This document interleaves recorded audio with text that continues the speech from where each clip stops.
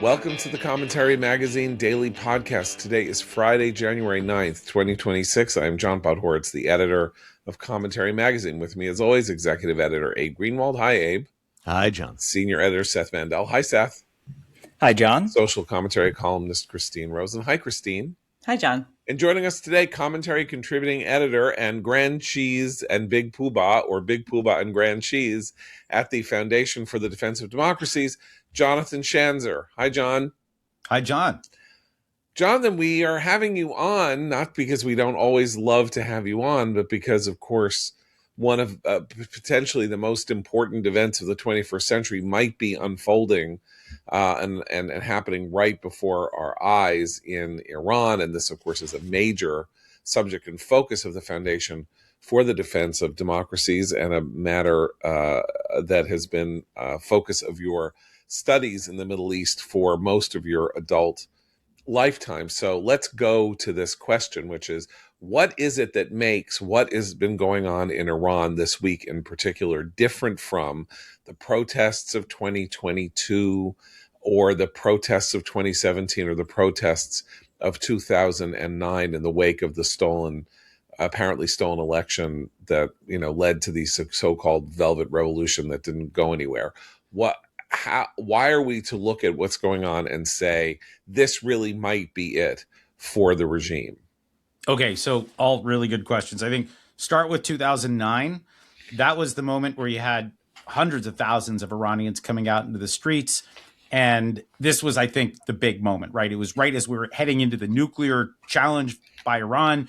It was an historic opportunity, and it was just a swing and a miss from President Barack Obama.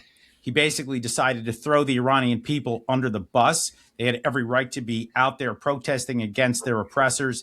And he decided to go for a nuclear deal with the regime, this human rights violating, terrorist supporting regime.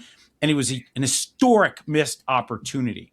And you began to see the kind of Iranian people began to retrench. They were less bold, less willing to go out in protest. Now, we did see moments, flashes of protests after that, 2017, 2018. We began to see people coming out into the streets in smaller numbers because of mismanagement, because of a poor economy, because the regime was still oppressive.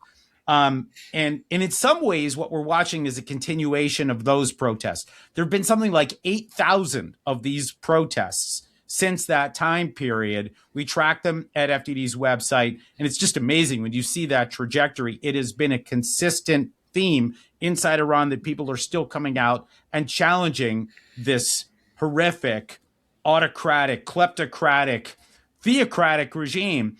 Now, then you have 2022, right? That's when the Masa Amini protests, the Women Life Freedom protests emerge. They explode, and once again, we see an American president unwilling to harness what's going on inside Iran. And again, shameful. When you look at what Joe Biden missed here, I think it was another huge opportunity. But yet those protests continued up until today. Again, I see a lot of continuity here, not so much change. What's different right now are a couple of internal factors and a couple of external factors. External, Donald Trump is actually calling for the regime to go down. He's telling them, don't touch the protesters. Keep your blood-soaked hands off of the Iranian people. That is a huge difference where the president of the United States comes out and does this. Another external factor is the fact that Israel shellacked the Iranians during that 12-day war last year, punctuated by the U.S. bombing of those Iranian nuclear sites. The regime has lost credibility amongst its own people. It looks weaker. It looks more brittle. The people feel more emboldened to go out into the streets, and that's huge. Now, internally, you've got the collapse of the rial, right? It's like, I mean, that's the currency. The currency. Yeah. It's in the toilet, right? You've got American sanctions biting. You've got a water crisis that's going on. I mean, they were talking about moving the entire capital from Tehran because of the lack of water, right? They've got environmental challenges, poor air quality, bad electricity. All of these things are driving the people out into the streets. And the more they see this sort of paralysis from the regime, the more they're out into the streets. Now, the regime has responded last night by cutting the communications, internet, and phone. This shows the total fear that is being exhibited right now by the regime. This is all really positive stuff. Now, I'm not going to come out and say the regime's going to fall tomorrow. A lot of things need to happen between now and then. The last thing I'll just say, though, is the regime needs more people cheering from the outside. They need to feel more and more isolated. And I got to tell you, I am outraged by the lack of support from American college campuses, traditional places where we should be seeing this. The U.S. media not covering it, right? Hollywood, where are all these self-righteous, smug people that were like out there talking about Gaza and Palestine, and they're not supporting the people of Iran as they're bravely standing up to their oppressors? I think we can see what's going on here, big picture. But suffice it to say, this is an historic moment. We're all holding our breath at FDD right now because we've been calling for not just maximum pressure on the regime for all these years, but also maximum support for the Iranian people. And man, the Iranian people have come out and shown who they are. So there are about 90 million Iranians. And we do know that there were some revolutions in the Middle East 14, 15 years ago during the Arab Spring. Egypt, a country of more than 100 million. But you did have, and you also had a gerontocracy, very old leader who had been in power for 35, almost 40 years, almost exactly the same as this regime, which is 47 years old or about 47 years old. So there is a history in the Middle East of regime collapse, even in these very large countries. The one difference is that Mubarak, I guess, in Egypt, he was much more in a position where the feeling of losing the consent of the governed cut the heart out from him. And I think the Iranian regime really doesn't care whether it has the consent of the governed or not. It bribes them every now and then, throws things their way to keep them quiet. But this is a thugocracy as well as a mullocracy. And I guess what we need to watch for is whether they listen to Trump, like whether they take Trump's threat seriously, because the obvious next move for them to do is like widespread, if they have good control of the military, is widespread attacks on civilians by the military that will force them basically to go back inside and end the revolt. Yeah, and I think the regime right now appears chastened by the Trump administration's threats. It is interesting. The people of Iran are absolutely not impressed with the attempts to buy off the people, right? I mean, the regime offered like $7 per person. Kind of reminded me, I don't know if you remember the movie Trading Places, where the $5 uber tip. wealthy guys, Yeah. right? They give their valet like a $5 bill at the end of the year as a bonus. This guy says, maybe I can go to the movies by myself. Yeah. This is sort of like what the regime's just done, right? They're offering $7 to the people to stay home. Not happening, right? Now, the big question is, again, just does this turn violent? Does the regime turn its guns on the people? Right now, we've seen 45 deaths, something like 2,200 arrests. That's actually modest in scope compared to what we've seen in the past. The big question in my mind is whether the people find arms, whether you have people from those barracks, the Basij and the IRGC and elsewhere, do they say, all right, we're going home and we're bringing our weapons with us, and we're willing to start to turn those weapons on the oppressive people of the regime? This is kind of the interesting moment here that I think it's the moment of truth. But again, I think as long as we see Trump pushing, that's great. You've probably seen, the Mossad's X handle. They're calling for more of this, right? But I got to tell you, where's every member of Congress on Instagram and on X? Where are these platform people? Where are all these Europeans that have been calling for, a different Middle East? This is the moment. And in case we're not clear, if this regime collapses, that means Hezbollah, Hamas, the Houthis, the Shiite militias in Iraq, they all lose their top patron, right? This is like a domino effect that would be so incredibly healthy for the region. And people are not giddy about this. They're not, I don't understand the lack of messaging, the lack of excitement over this.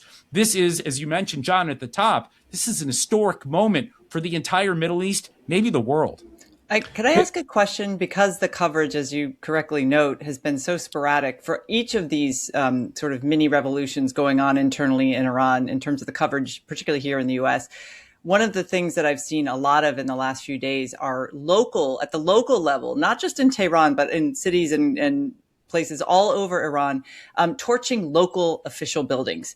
And is that I didn't know if that was as common, but it seems to be widespread. So it's not just the women who are supposedly lighting their cigarettes on burning pictures of khamenei. It's the post office or the local tax officials building. So that strikes me as being more serious from the regime's perspective, because it's not just the regime and the symbols of the regime. It's the local officials who, as John correctly notes, are thugs themselves. Do you see that as being distinctively different this time around, or is that more of the same?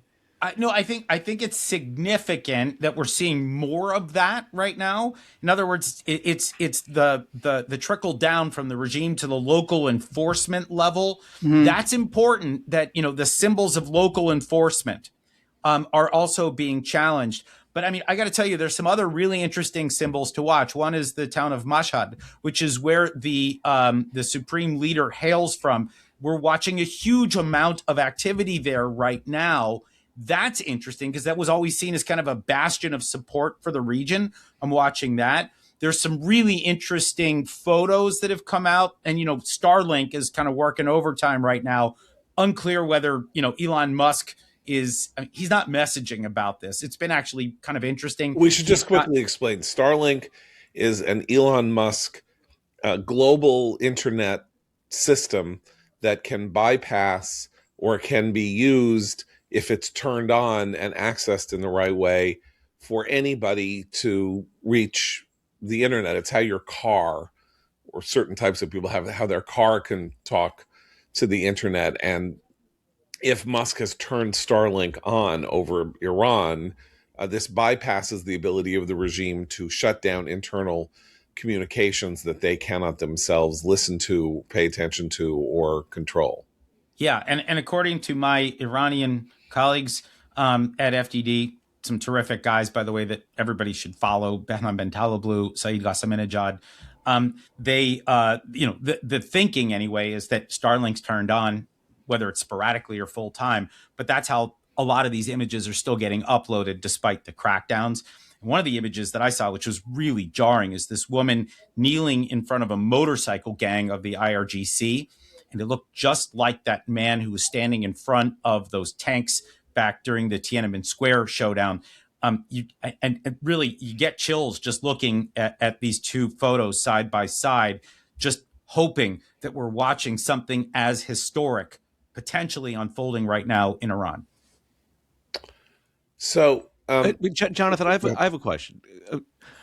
I've got to think that, and I'm curious about how much evidence there is of this, that the Besiege and other internal security forces at this point are less inclined to turn their guns on protesters, even if they're getting the orders to do so.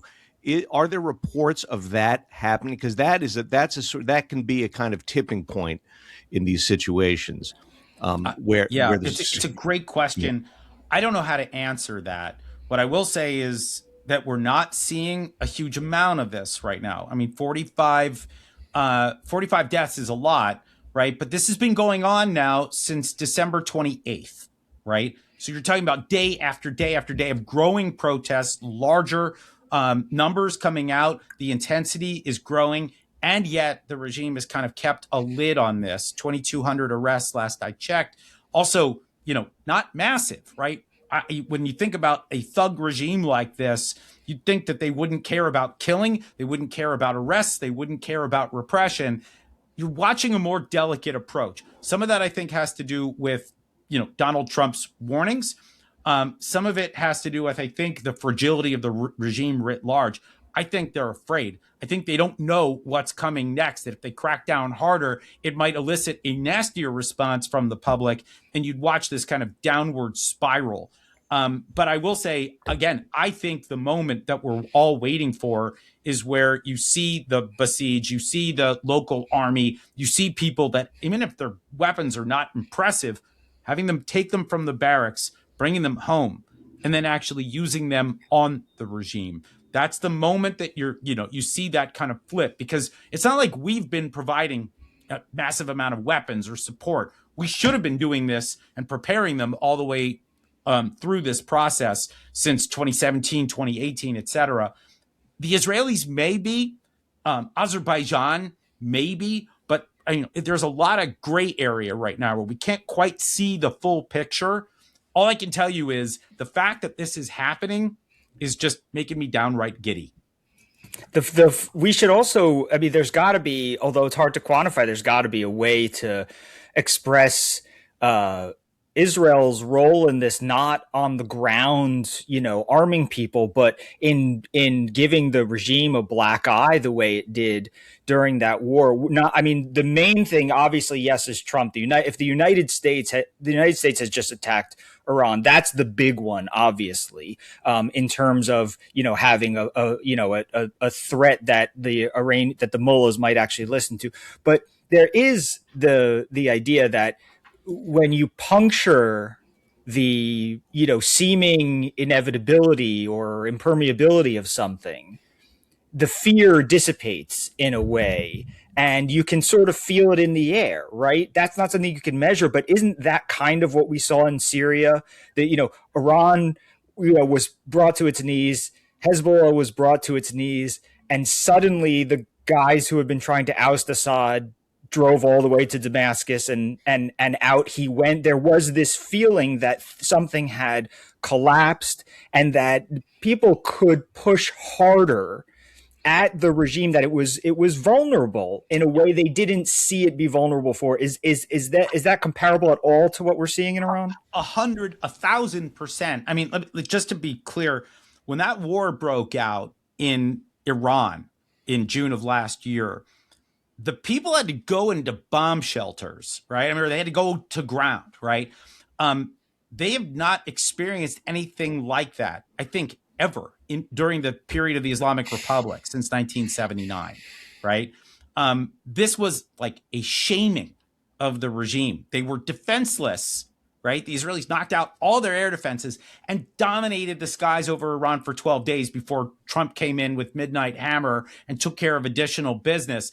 That was a black eye for the regime. They were cut down. They no longer look 10 feet tall. All the big talk about destroying America and Israel, that did not play well, right? That did not age well. And so the regime looked feckless and weak during that time. But now add to that, Iran has lost its proxy in Gaza. It's cut down to, 15% of its strength. That failed. Hezbollah down to about 20 or 25% of its previous strength, and they're in bad shape. The government of Lebanon, the weakest government of all, is actually threatening to end the rule of Hezbollah inside Lebanon. That's amazing, right?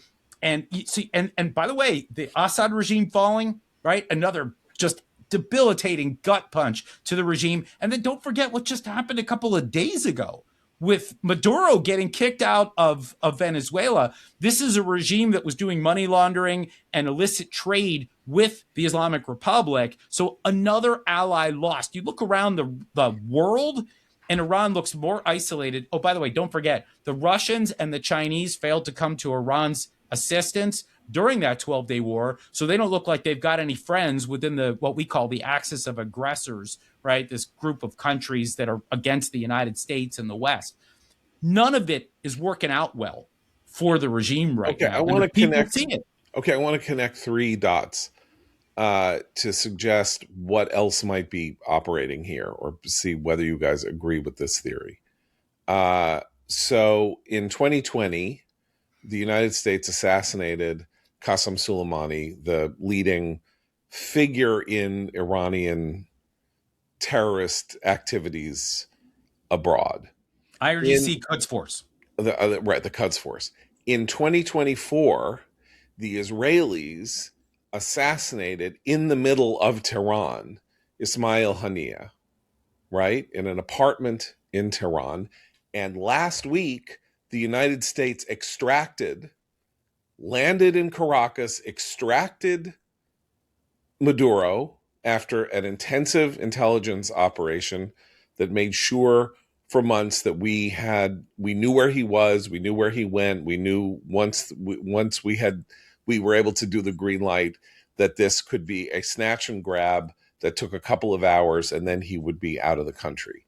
If you connect these dots and you are the Ayatollah Khamenei, and you have no air defenses or very few air defenses, your intelligence ability inside your country is compromised, and you are aware that the Israelis have you completely penetrated, but you don't know how, and you don't know who is the penetrators or what modalities the Israelis are using to know this, the very real possibility must be haunting your brain that some Delta force could land in the middle of Tehran, grab the Ayatollah, put him on a helicopter, and take him right out of there and arrest him as the leading figure, as under the same provisions under which we arrested Maduro as a global terrorist. Yeah. That am I sort of can we add one more? Yeah. Can we add one more dot to make the Ayatollah feel even more freaked out? And that's that and this is very important because it speaks to the ordinary heroism of ordinary Iranians, particularly the Iranian women who are taking their veils off. Because one of the protest moments, I think 2022 or 2021, was a hijab enforcement effort on the part of the regime, which some women at great physical risk themselves resisted. And there are all these 40% inflation, the water issue and water crisis in Tehran you mentioned. There's a huge number of domestic issues that when they would flare up, the regime could effectively suppress. But the anger about them has never disappeared. Ordinary Iranians live with this every day. And an important point that from what I've been reading, the regime decided as one of the sops that it was going to offer as this protest began to accelerate to say, it's okay, you can take off your hijab. We're not gonna arrest you. Too little, too late. Right? I mean, that is the whoever it was, I don't know if it was the president or the vice president or somebody said, people should be allowed to do what they want. It's amazing because 4 years ago, people were being, a woman was murdered for walking around without her modesty garb on, and they went place one. It was like, okay, we're not going to enforce that anymore. Does suggest a kind of weakness, like we're gonna here. You want this? We'll give this to you along with the $7. Right. But yeah, I mean, let me just to foot stomp everything that you all just said. I mean, yes, the domestic stuff, it still looms large. Again, I draw a direct line between them. It was the Masa Amini was the woman's name, the Kurdish woman who was killed by the regime back in 2022.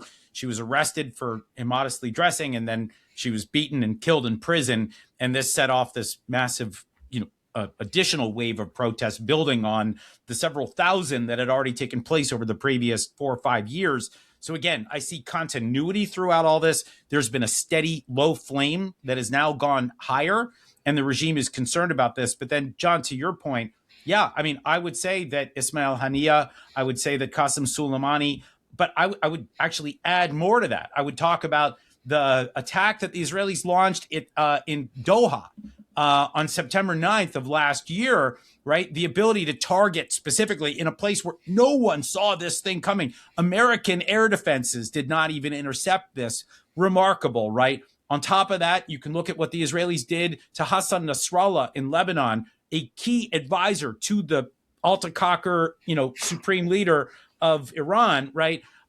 These guys were best friends. There was like a bromance going. The Israelis knocked that guy out in his bunker. The Israelis killed like 3/4 of the Houthi regime in Yemen with their intelligence.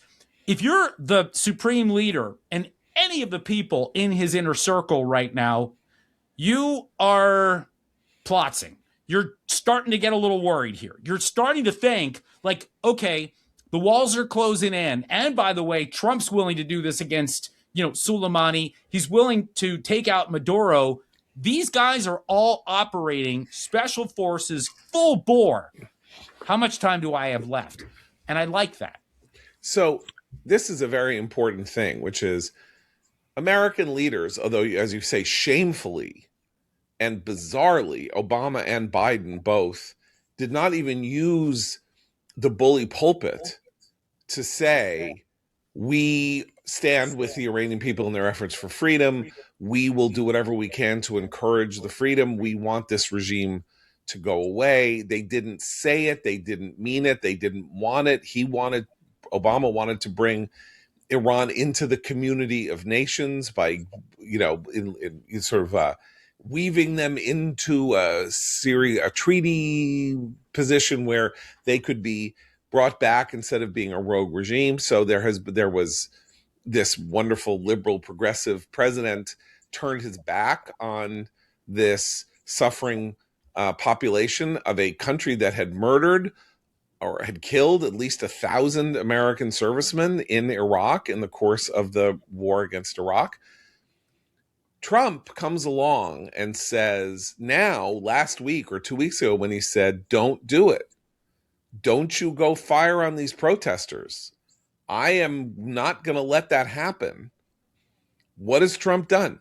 Blew up their nuclear program. He extracted Maduro without any U.S. casualties. He took out the Iranian nuclear without any U.S. casualties, and he has effectively backed, even if he had a little fakey tantrum about the mission in the Israeli mission in Doha, which I don't believe he was really upset about. He has backed Israel in these efforts, outside their territory efforts that don't just involve the use of boots on the ground, but involve actionable intelligence leading to actual killing of actual people who are important to them. That is teeth. There are teeth. I told you, American for 40 years says, you're bad. Oh, you're really terrible. It's like, who the hell cares what he says? They don't mean it. They're afraid of us, or they don't want to, they want this, or they're worried about the oil prices or something like that. And now if you're the regime or you're the Ayatollah, you have no idea what Trump is capable of whatsoever. And he just said, with Bibi by his side at Mar-a-Lago, we'll do it again. We will bomb you again quickly if you're working on rebuilding a nuclear program. Mm-hmm. And in any case, if you are ramping up your ballistic missile program. Yeah, and by the way, and he reportedly told Bibi at that same meeting, you should not take Lebanon's word. You should maybe just go in and bomb Hezbollah again. Yeah. This is Trump's like hawkishness, I will just say that there is an interesting little maybe sidebar to note, and that is that the conversations that I've been having over the last couple of weeks have suggested that Israel has grown increasingly worried about the ballistic missiles that Abe just mentioned. That there's 2,000 or 3,000 that the Iranians have been ramping up production again, having learned what they did about targeting Israel the last time around, and a number of missiles got through, as we all know, destroying, entire buildings in Tel Aviv and beyond. So there was a fear that we would be potentially careening toward another showdown over Iran's missiles. I got to tell you, one other potentially interesting wrinkle to all this is I don't know if the regime is going to be willing to take those risks, that maybe they were thinking about attacking Israel again with ballistic missiles.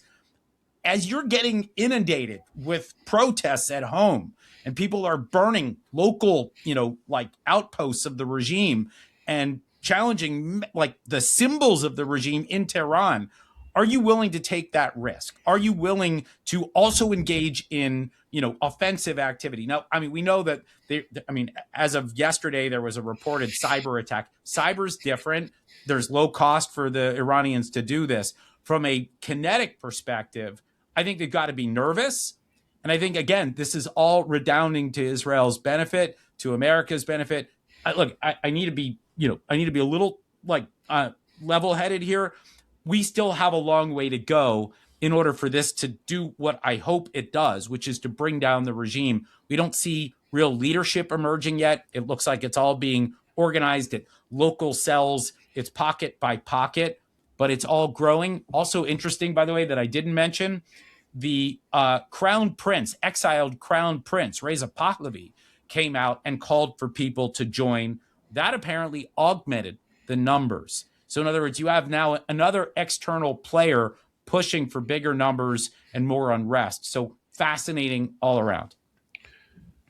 And again, I want to go back to what we talked about really in the immediate aftermath of the Maduro extraction and arrest, which is that when the United States moves and acts and does something decisively, and what's more, did something both with the Iranian strike and with Maduro that erases or supersedes the image of the United States that was created by the pullout from Afghanistan in 2021. So no longer is the image of American military action defeat, chaos, pull out, Americans being killed as they're fleeing a country that they had, been present in for 20 years.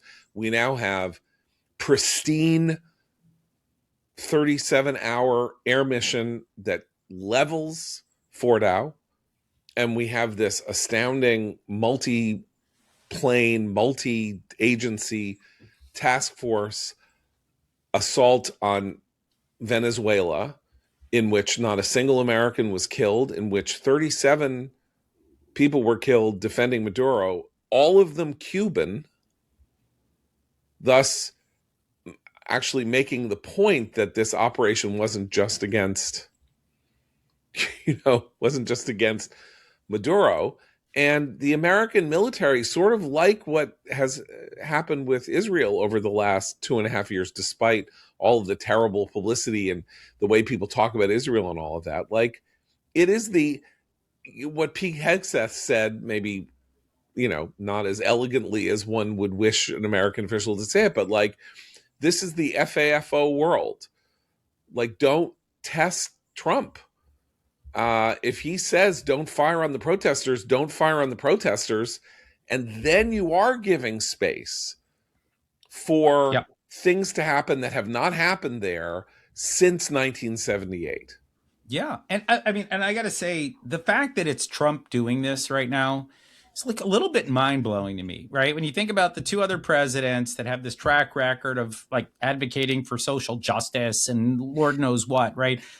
These were the guys that you would have expected to come out on behalf of the Iranian people, and they failed, like abject failure. And then Donald Trump, not the guy that you'd think would be the champion of the, the oppressed. That's not the image anyway, right? This guy's come out and he's done it. Now, I will tell you this. There is one sort of, an indicator or some, black swans that I want to watch out for. If Venezuela starts to bite Trump in the backside, we've got a problem, right? Because then all of a sudden his foreign policy comes under pressure. He opened up a can of worms. He opened up Pandora's box in Venezuela. And now look at the collapse in our own hemisphere. And we need to learn the lessons of regime change, even though we actually technically haven't brought down the regime. We just brought down one guy and kept the regime in place. You get the picture, right? People want to hang him with this. And so the chaos that could emerge from the Venezuela operation is something to watch. I think that's unquestionably true. But that chaos, what you're talking about, will be the project of a year. Yeah. Like, unless something happens there that, I don't even know what that would be. We're talking about something where Trump has running room and breathing space and has already said, I don't know when elections are going to be. I don't know when we're going to stabilize this. I don't know how we're handling that. This is all a work in progress.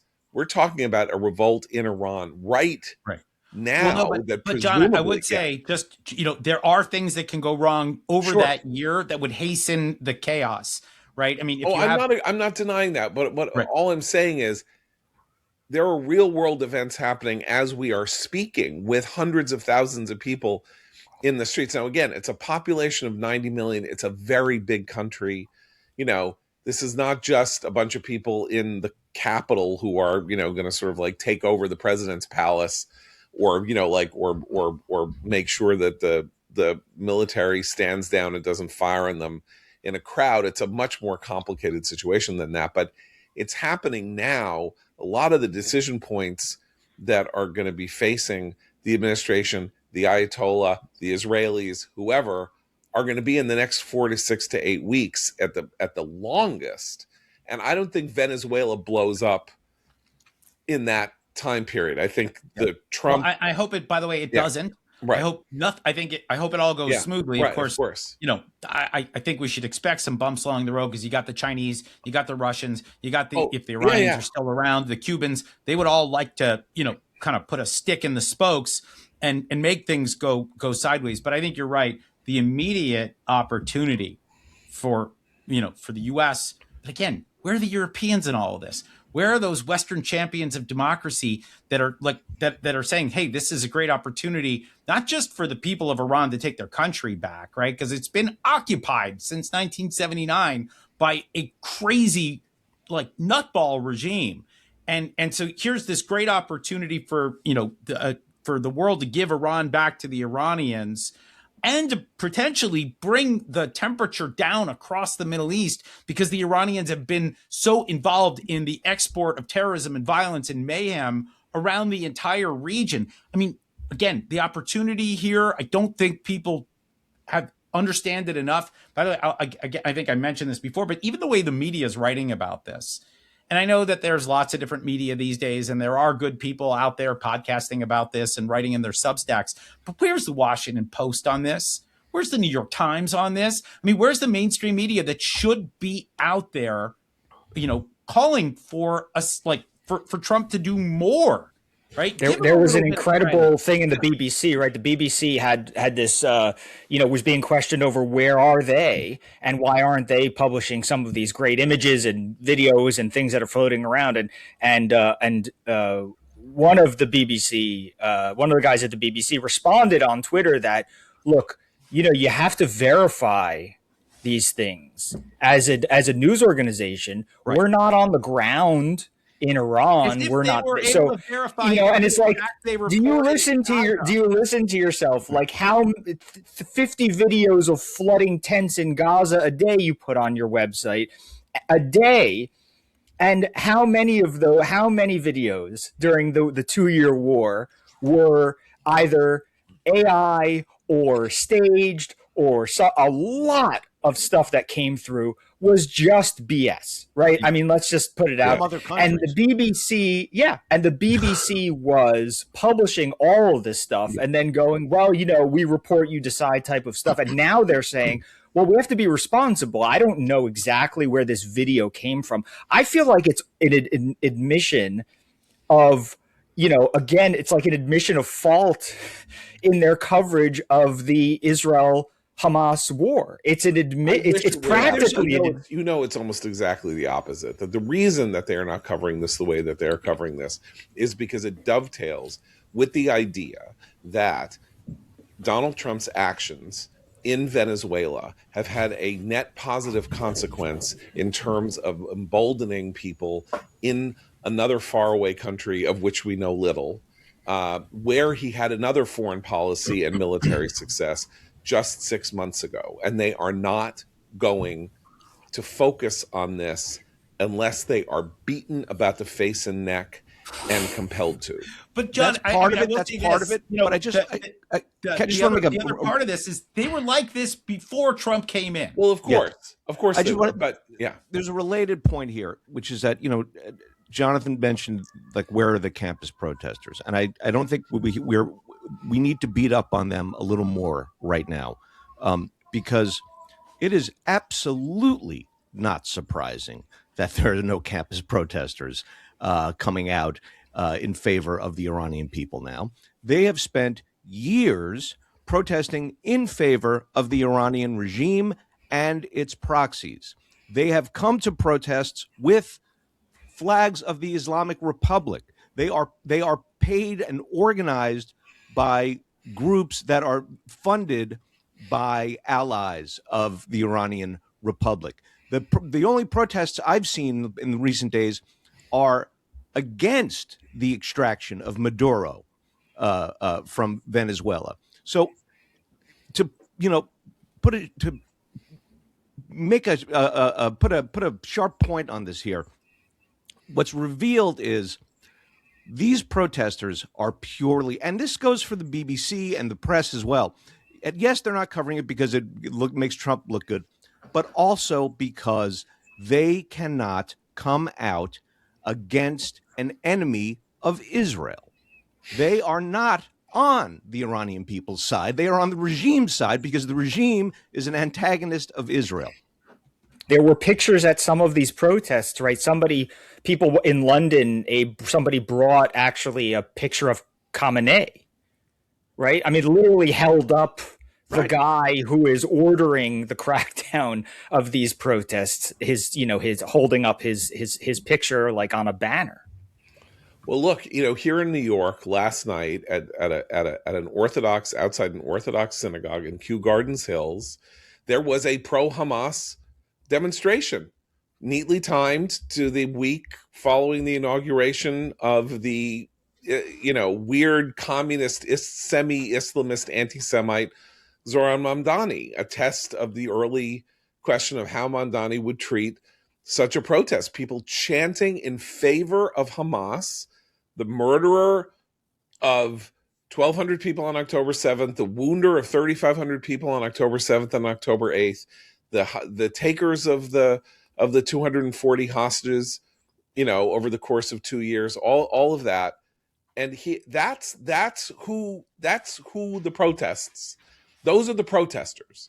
Those are the professional protesters who are now, of course, also moving on to start a neo George Floyd wave in the wake of the killing of Renee Good and whatever happened in Portland and all of that they're just going to shift over to that effort. They'll be entirely quiet about the world's, what would be the most important actual resolution of a long-standing multi-generational problem for the United States in Iran. And I think, understanding Trump, it is important to understand, I will now speak as the old man on this. I was 18 years old when Iran took over, when the mullahs took over in Iran. I was, I was 18 when the hostages were taken, the 52 hostages were taken at the U.S. Embassy in Iran. I was 19 when the Desert One rescue mission went belly up. And Donald Trump, who was 15 years older than I am, was standing there like everybody else of his type in America going, what the hell is going on here? They're taking our people. They're humiliating the United States. Jimmy Carter is standing there doing nothing. And when he tries to do something, it's a complete disaster. And this was the formative, aside from the pull out of the helicopters from the roof of the embassy in Saigon in April of 1975, this was the formative foreign policy experience for people of his and my age that we experienced. And I think when Trump looks at Iran and started in with the maximum pressure doctrine that he started in on in 2017, when he said that Iranian nuclear is the worst deal we've ever made and what we need to do is put pressure on the regime, he's going back to thinking about what Iran meant. And people don't understand how much Americans hated Iran in 1980. And Trump's a wrestling guy, right? Loved wrestling, always loved wrestling. The main plot of the World Wrestling Federation, or whatever it was called then, I don't think it was WWF then, the main plot was that there was this wrestler called the Purple Sheik from Iran, and Iron Sheik. So the Iron Sheik, and basically it was a series of American wrestlers who would basically beat the crap out of him and throw him out of the ring and tear him to shreds in a kind of this is what we want, like the fantasy of Rambo going back and winning the The Vietnam Iron War Sheik was in in Rambo fact 2. Iranian. He was an Iranian American wrestler too. So he Yeah, was, right. That's right. Yeah, But and no, they had who was it? Was it Sergeant Slaughter? For a time, there was like this American super general. Yeah, He right, he yeah. came in military dress, like But I'm he just was saying, an American. in Trump's head, as a 79-year-old man doing this. Obviously, Biden older, Obama my age, literally born the same year I was. It's not that but you couldn't take different lessons from what happened, particularly if you were schooled by John Mearsheimer and Rashid Khalidi and people like that about what the Middle East was like, which Obama was.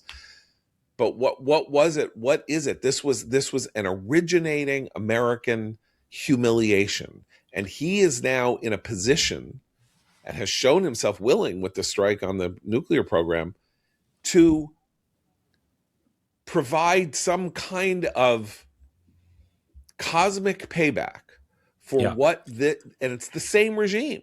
It is. Can I just say, first of all, I'm really impressed with the collective wrestling knowledge of this group.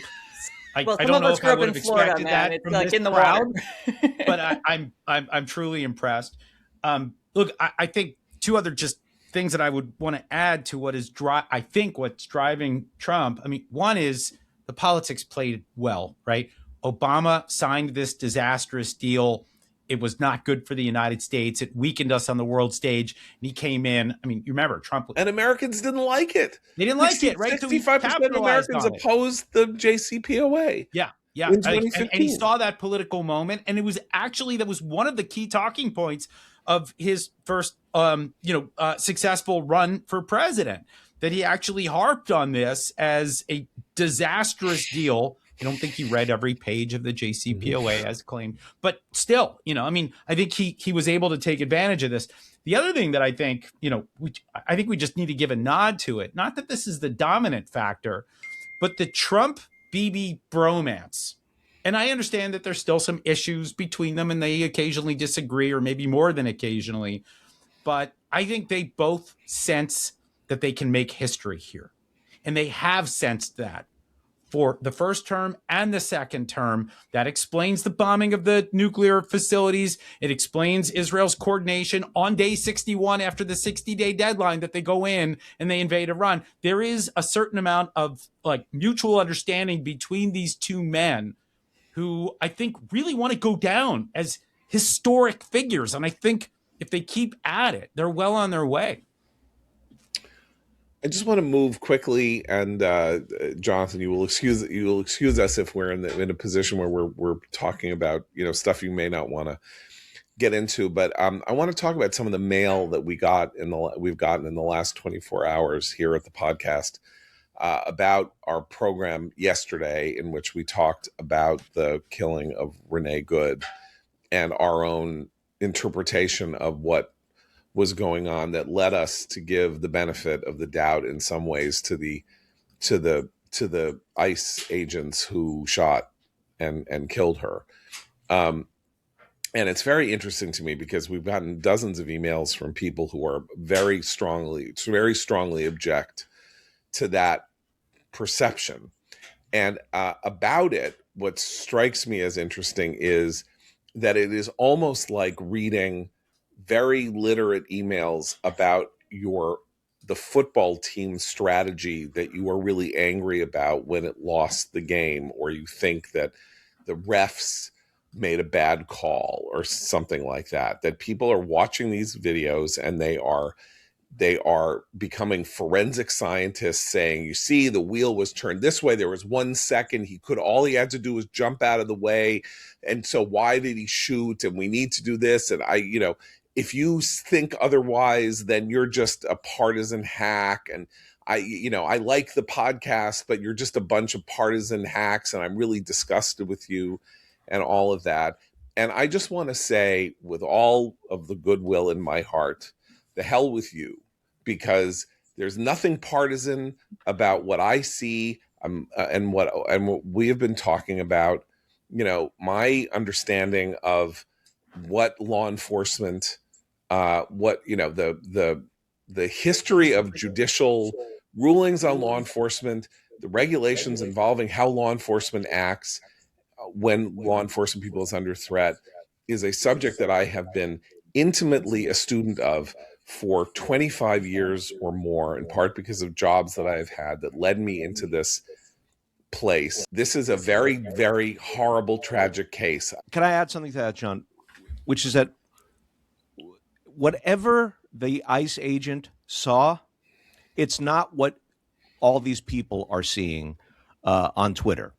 He was not watching events unfold from a vantage point across the street, slowed down, paused, where you could see a wheel turn and make this inference or that inference. He had an entirely different experience of the event. It doesn't matter. In some sense, it doesn't matter what you see now, slowed down or paused or from another angle. The question is what he saw, what informed his actions in that moment, and it was not watching a video on X. I'm also struck by the people who've complained or written sort of angry emails where they begin their timeline analysis, because the thing that's important to note is that she should not have been where she was even in her car had she not budged and moved the car at all in the first place. She was blocking federal law enforcement. She was doing it as an act of protest. And I think that some of the media accounts that are now trying to rewrite that narrative and say she was just dropping off her kid at school. Oh, she just happened to be there. No, she was there to protest. She was blocking law enforcement, blocking a street. And when asked to get out of her car and to respond to law enforcement, she made a different and unfortunately fatally tragic choice for herself. So I think that's all the emails I've received start with, he's looking at this car, he should have jumped out of the way. That's not where the story unfortunately begins. It actually begins in the radicalization process that I'm still very curious about, how she fell into that rabbit hole online and became the kind of person who would drive and block law enforcement. I think even more important, as these videos emerge, last night on CNN, the New York Times did this 3-angle study of what happened that seemed to suggest that, the wheel was turning away from the officer and so he shouldn't have, and so they're blah, blah, blah. And that also was a timeline issue, because what CNN showed last night was a video of her pulling her car over, somebody getting out of the car, and then her taking the car and turning it perpendicular to the street and sitting there for 3 minutes until the ICE agents came and said, please get out of your car. And then everything happened in 7 seconds. All she had to do was get out of the car or not move or anything like that. She, as you say, made a different choice. But if you don't forget even the radicalization stuff, if you don't start with what the hell is she doing taking her minivan and turning it perpendicular to the street? What is the purpose of that? The only purpose of that could have been to impede in some fashion, even though people could get around her on both sides, to impede the ICE efforts. Now, you can say that's bad, that's good, she shouldn't have impeded the ICE. That was noble, impeding the ICE efforts because they're so evil. That's not the point. The point is that what the ICE agents knew was that someone had pulled this car over perpendicular to the street.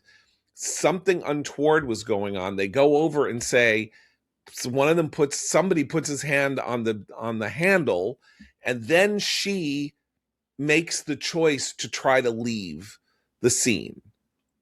That's it. So does he have in the space of 6 seconds, does he have all we know about law and law enforcement and positions like this is, does he have is the reasonable man standard say that he had a justified fear for his own safety or his own life? And I have almost no doubt in my mind, I could be wrong, but I don't have any doubt based on the last 2 days that he had a reasonable fear, and that most juries faced with the question of whether or not a policeman in a situation like that, or a law in a situation like that, including many famous cases that people scream and yell about, like Breonna Taylor and others, that juries say, and this will never go before a jury, but juries and grand juries say, we're not prosecuting. because the lawyer for the policeman in question has made it clear that the law says that according to a reasonable standard, you do not have to risk your life or have someone drive into you with a car or shoot you in the head because people in the country think that law enforcement agents have magical powers to detain and stop people, short of discharging a weapon if they have to make a split-second decision about whether or not they're going to live or die.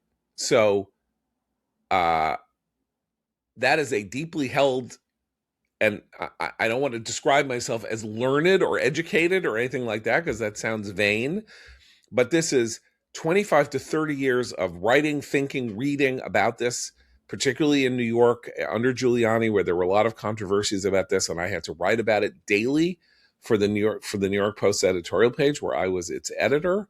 And so I am not speaking out of my ass, and I do not appreciate the emails that I have been getting accusing me and us of somehow, being partisans for Trump, because I don't really like that ICE is in these cities, to be honest. And I am not a supporter of this militarizing of, law enforcement inside the United States or federal officers being on streets. It's not something that I think is really a great idea, in fact. But we're talking about an individual case and an individual officer and an individual victim or perpetrator or whatever. And you have to take what you're seeing there and not turn it into a moral pageant, because it's the opposite of a moral pageant. It's a confrontation between two people with a split-second moment of choice about whether or not you're going to live or die. Jonathan Schanzer, thank you so much for joining us today and imparting us with your decades of wisdom on issues of Iran and the Middle East. And as always, a pleasure. Always. And for Steph, Christine, and Abe, I'm John Podhoretz. Keep the candle burning.